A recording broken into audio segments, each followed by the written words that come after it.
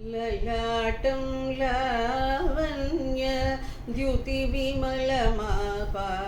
तव यत् द्वितीयं तन्मन्ये मकुटकटितं चन्द्रशकलं बिभर्त्यासन्न्यासात् उपयमपि सम्भूय चमितः सुधालेपस्युतिः परिणमति रागा हिमकरः ब्रुवौ भुग्ने किञ्चित् भुवनभयभङ्गौ व्यसनिनि द्वितीये नेत्राभ्यां मधुकररुचिभ्यां धृतगुणं धनुर्मन्ये सौर्ये तरकरगृहीतं प्रतिपथेः प्रकोष्ठे मुष्टौ च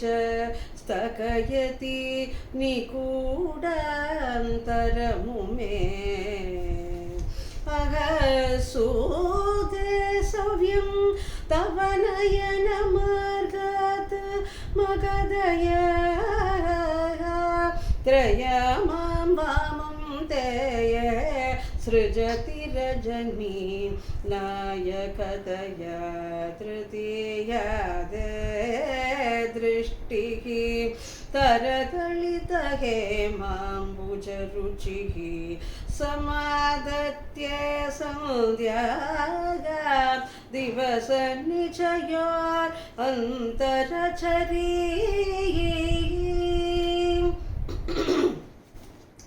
विशाला कल्याणी स्फुटरुचिरयोध्या कुवलयैः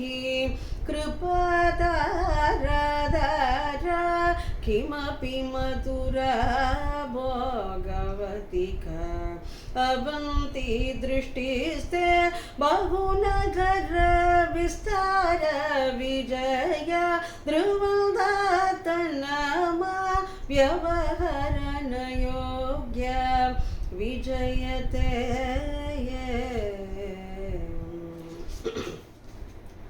कवीनां सन्दर्पस्तपक मकरन्तैकरसिकं कटाक्षौ याक्षेप प्रमरकलभौ कर्णयुगलम् अमुञ्चन्तौ दृष्ट्वा तव नवरसास्वाद तरलौ असूया संसर्गात् अलिकनयनं किञ्चितरुणम्